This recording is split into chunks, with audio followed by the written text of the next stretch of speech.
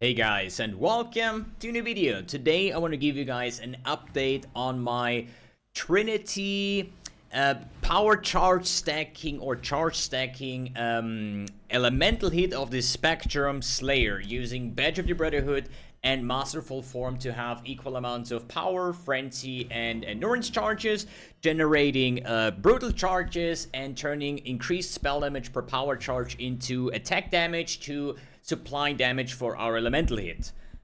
What a tongue breaker. Let's see the build in action in the current state. And diff cards is not bad. Diff cards, let's do it like that way. So I have made several improvements to the build, but the build is probably around about 20%, if even, of the power than it will be once it is finally or fully geared up. But the full geared up is like very, very expensive. Talking about power charge rings, talking about the Calandra ring to duplicate your power charge ring and stuff like that.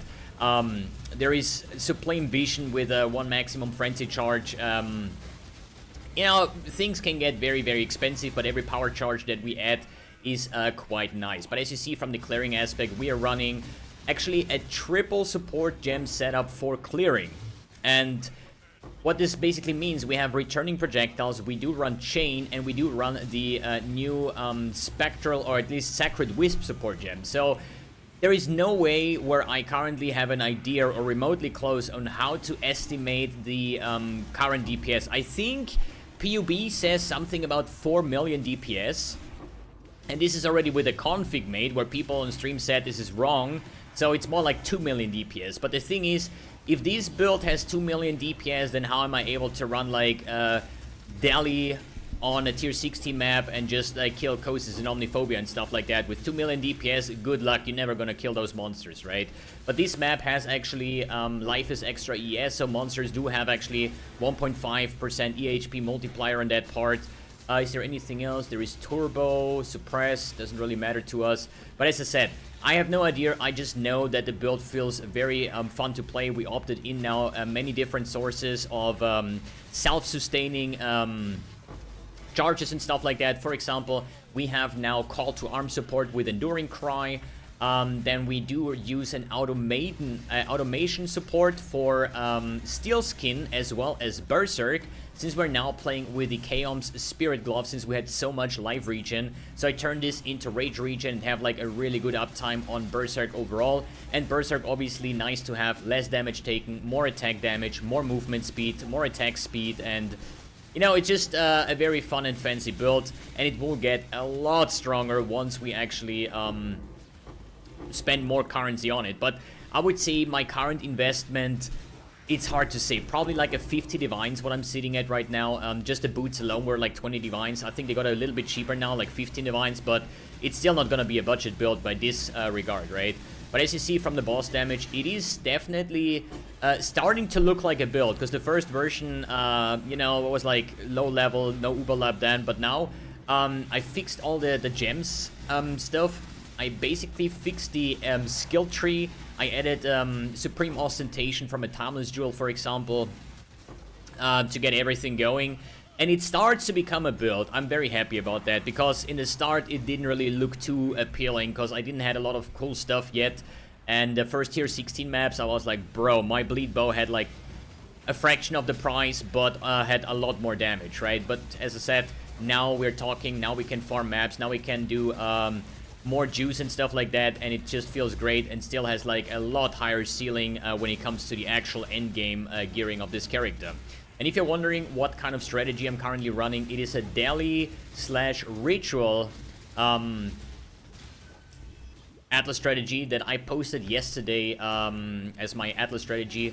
If you want to check that one out, it's actually a potential source of getting power charge rings, because I want to have a power charge ring over here on this build as well.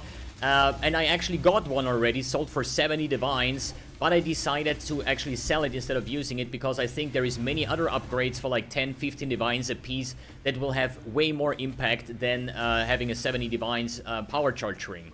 Another thing where there is a problem, let's say you have a 70 divines power charge ring, or whatever the price is gonna be once you like check up when the video is live. You still need a Calandra's touch to duplicate the ring, and you also need funds to craft the ring. And since I didn't really have currency prior to it, I decided it's better to just sell it off and move on, basically, and buy other upgrades for the build firsthand. And then later on, we're going to take care of the power charge ring and so on. So let's check out quickly the loot over here in the ritual. Is there anything interesting here? Flasks thingy doesn't look too good. Here is my mana regen. I don't know, maybe defer this one later. Maybe take scarabs. Can we defer it? We can defer it one time. And there you go. Leave the map and go next. So let's talk about the gearing real quick and the other stuff here. So as I said, call to arms and automaton support. I'm using both of them. And in hideout, they are actually quite noisy, basically, because quickly put both on. You're permanently like spamming your berserk, your steel skin, and your war cry every time it's off cooldown, which kind of is annoying. So when I'm not like mapping after mapping after mapping, I usually just put them off when I'm in hideout.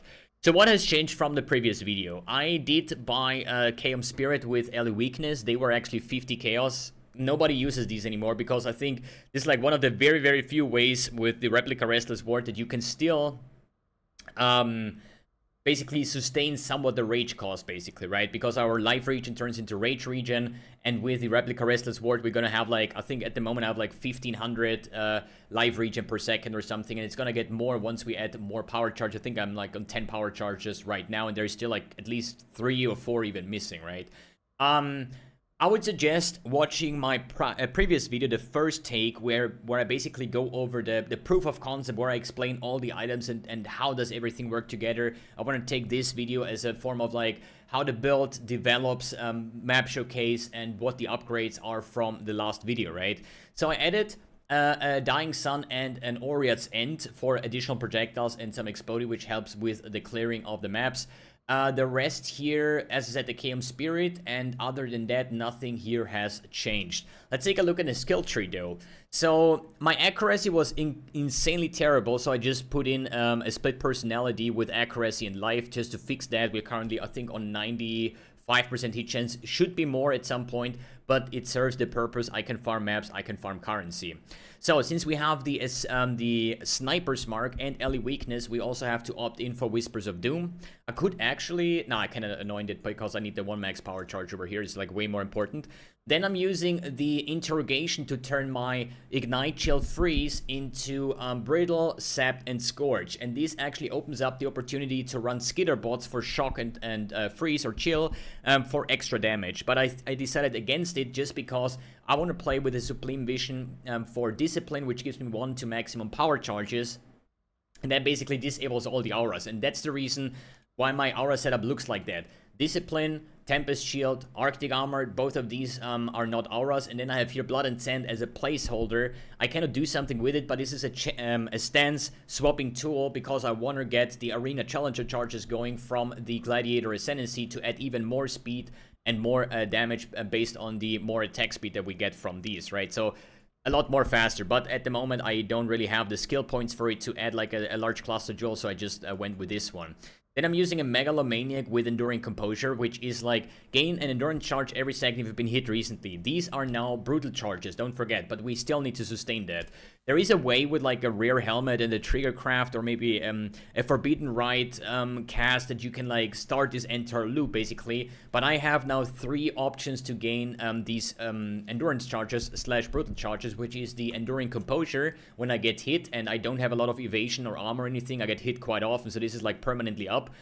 Then I have a shield charge with endurance charge or melee stun, and this actually deals quite some damage just because of the generic damage scaling that we have from the charges.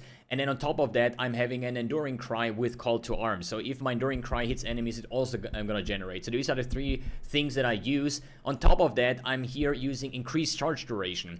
This is kind of a bit of a wonky thing just because we are counting as having permanent charges at all times thanks to the Ralakesh Impatience. But I'm talking about the brutal charges. They now last 20 seconds, and as I said, I need to not get hit for over 20 seconds to not get any brutal charges sustained back and put the timer back to 20, right? So this is just the reason, and I have so much generic increased damage, so I'm fine with not using the increased damage note, but for DPS, it would be better. Then I opted in here for a massive Thread of Hope with, what is it? An Elegant Hubris, as well as the Impossible Escape with Solipsism, something. So, what does this thing do? Obviously, it gives me damage per charge. So, it doesn't matter if it's increased damage per power charge, endurance charge, frenzy charge, something like that. So, we're gonna get here increased damage per endurance charge. Here we have increased damage per endurance charge. Here we have increased damage per power charge, and here we have increased damage per endurance charge. So we currently have like 30 charges, and each of these charges gives me 40% increased damage, basically, right? So no, not really that way, but we have like 40% damage based on the charges that we have.